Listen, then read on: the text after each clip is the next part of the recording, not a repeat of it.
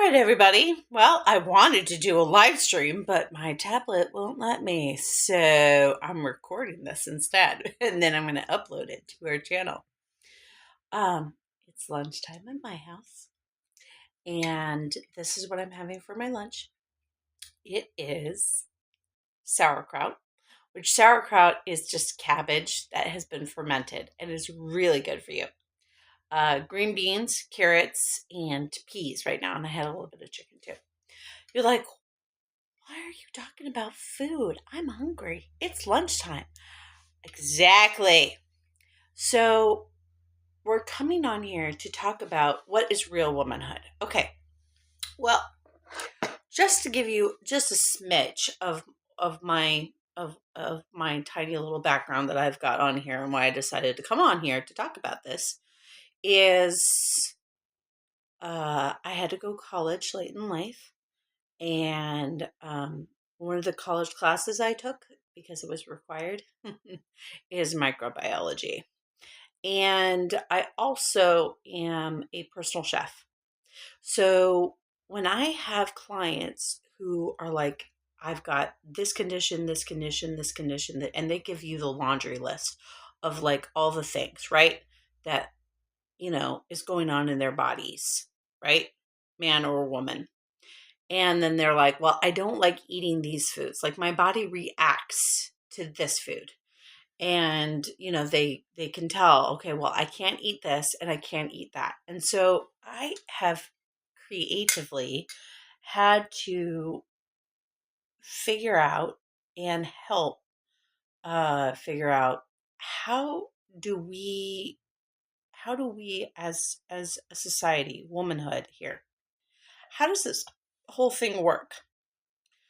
Okay, so for women, especially for women, our whole bodies are controlled by hormones, whether we like it or not, whether you're going to have babies or not, whether you can have babies, whether you want to have babies or not.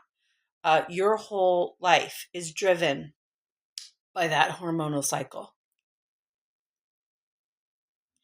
And probably what you didn't know is that what you eat is directly affecting how you feel and conditions in your body. I will bet money that a lot of people have something called the leaky gut. And everybody's like, what the heck is that? Okay. Well, in your body, when you eat, it goes into, your esophagus, into your stomach, into your, uh, you know, into the intestinal linings. And in the intestinal linings, stress. Hello, stress. We don't like you. Stress takes these enzymes and think of it like a zipper. You know how a zipper works up and down, right? Okay, so inside your intestinal lining, there are these zippers called proteins. And when you stress out over anything, and alcohol use as well, which is why alcohol is not your friend, everybody. It takes an enzyme and it attacks your intestinal lining, and it starts coming apart. And then there's a gap, and that is what is called leaky gut. And in the leaky gut, things, bacteria, food particles, microbes, the little microorganisms that we have in our bodies and things like that, they get into your bloodstream. And on top of it, there's this beautiful thing called nerves, right? Your arteries, your veins, your nerves. These are the information superhighways of your body. And there's a particular one called your vagus nerve. And your vagus nerve is it's right here, right along the sides of the carotid artery. So the carotid artery and your nerves are huge superhighways of information that go from your brain to your gut. And they go back and forth in like milliseconds.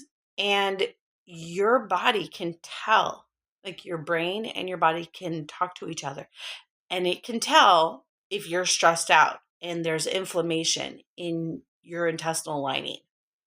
And you're like, why is this a big deal? Well, guess what, everybody? There's this hormone called serotonin.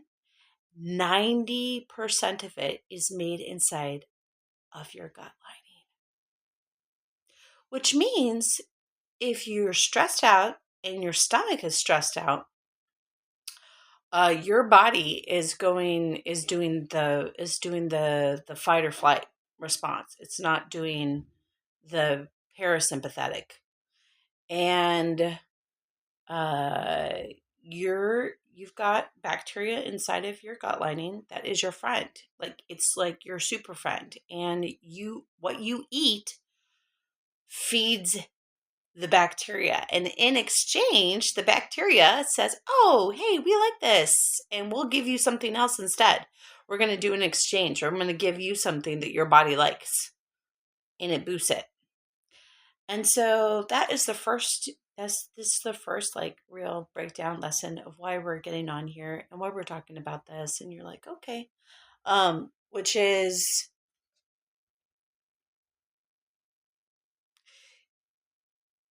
if you don't have a good gut lining, then you're going to be in a really vicious circle that keeps going around and keeps going around and keeps going around. And you get all of these symptoms, which there's a lot of different symptoms, but a lot of them come back to something very simple, which is you are what you eat. And the most important thing that I can tell you about what you're eating is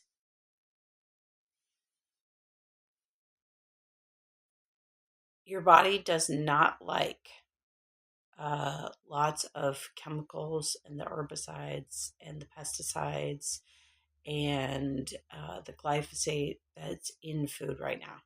Like, it doesn't like it. Like, all of those people over there that are all those fancy people over there, I'm just going to tell you right now, your body doesn't like it. What it does like is it likes fermented foods like sauerkraut, yogurt, kefir, and kimchi. Miso soup also is really good, but lots of fermented foods because the bacteria likes fermented foods, like whatever that is. It says, hey, I like this. I'm going to eat this. It also likes fiber, which is why eating a whole fruit or a vegetable is always better than drinking the juice or, eating. Some people subscribe to smoothies, but I'm like, okay, well, I don't know. You still have to be careful depending on what your conditions are, because fruit is still fruit and it's still a sugar. And your body will still use it, of course, but it doesn't necessarily like it. And so that's why not having a lot of fruit is a good idea, and actually eating lots of vegetables is a really good idea. And I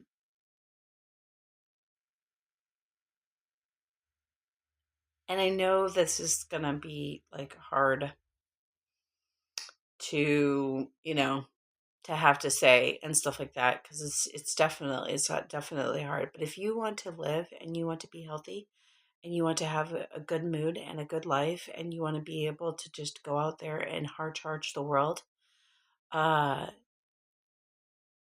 I know it's difficult. I can tell you right now. I feed for other people besides myself, and you have to determine for yourself in your life, like, is it worth giving up certain things in order to be able to eat certain things?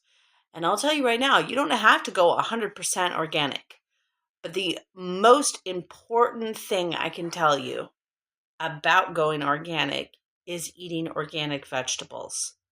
If you have to have fruit, also get just one type of organic fruit. Apples are great. Those are really great for you. And the reason that I'm telling you all of this is because there's like not a lot of people that are coming out here who are talking about this. And I'll be coming on here every day and I'll be breaking down in videos to let you know about how this whole thing that we're doing affects who we are and how we feel as women, because it does. And I'm getting on here for friends and for people. And if you want to join the friend network, feel free to subscribe. If you don't want to, I don't care. It doesn't really matter to me. I'm not going to tell you to go on there. Oh, you have to subscribe. Oh, you need to hit the like button. Oh, you need to hit the little bell thingy. I'm not going to do that. I'm just coming on here just to talk about real womanhood and the creative kitchen. So thanks, you guys. See you guys again tomorrow.